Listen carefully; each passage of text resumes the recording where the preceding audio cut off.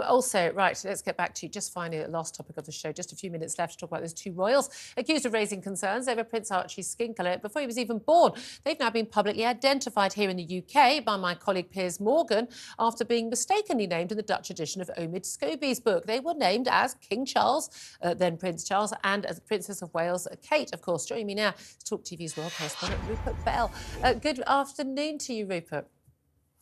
Good afternoon, Julia. Thanks for joining us. Right. First of all, do you think it was a mistake, a genuine translation mistake, that these names went into Omid Scobie's book? We don't know whether they're the right names or not. We don't know what was said. It's all second, third hand. We don't know if what they said was racist, wasn't. I'm rather inclined to believe it wasn't. And do you think it was right or wrong for Piers Morgan to name them here in the UK?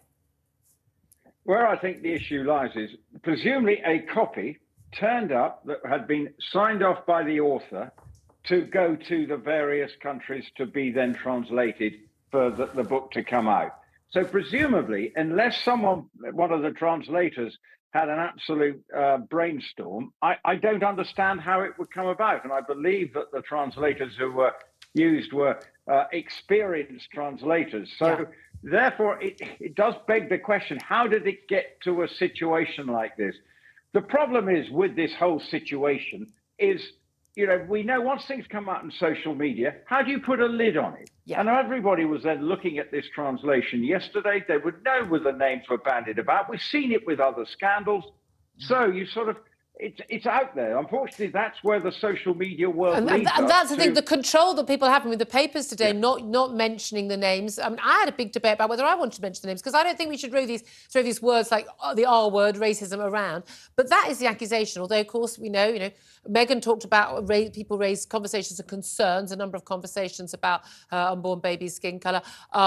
Prince Harry then said later on in the interview with Tom Bradby, his book Spare, that, she didn't say the word racism and that wasn't the case. But if someone's raising a concern about a baby's skin colour, the word concern was used by Meghan. That implies racism, doesn't it? The thing is, not naming these two royals, you're basically tarring the whole family with the same brush, aren't you? Yes, and that's why the whole thing's a mess. And Omid Scobie, I think, has said this morning that he did not name names. He was aware of the legal situation. Yeah. He's also gone and said this morning that he's not a mouthpiece of Meghan. But how does he get the information? Yes. He has admitted that he was talking to people from within their inner circle, but not directly to the couple. This can be diffused immediately by the Sussexes. They can come out and put a lid on it. But ever since they did the Oprah Winfrey interview, unfortunately, it has, it has created but here's a problem. The thing. How do they put a lid on it? Because they either say, well, yes, these were the people, but it wasn't racist at all. We have no issue with what they said. Or they say, oh, no, it wasn't them. And then we'll go, oh, right, well, in that case, was it X? Was it Y? Was it Z? So you just end up with the same thing. But here's the thing. Maybe don't report tittle-tattle and make implications. My thing is with Meghan, you know what? If you're going to accuse an in-law of racism, do it to their face and do it openly and and own it. Don't try and go, oh, well, I didn't really say racist. Well, this is the problem with the whole thing. And Harry even denied that there was any racist comments made in an interview he did around the time of the Spare book. So that is where the issue is. They have allowed it by the documentary Spare and now this book for all this tittle-tattle to get out there, and now that's why it's creating a fuss. They create it, and then they create it. They go, oh no, oh look what's happened. We've nothing to do with us. Rupert Bell, really appreciate you joining us. Thank you for that. Final word to Russell. Let's just go back to who lit the blue touch paper on this, Meghan.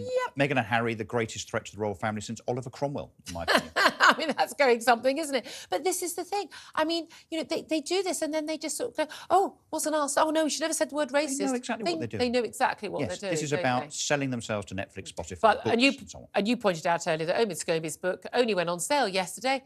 It's already discounted by 50% to just £11, everybody. I like to think I could sell a book that wasn't going to actually be discounted within that short amount of time. Russell Quirk, pleasure to have your company.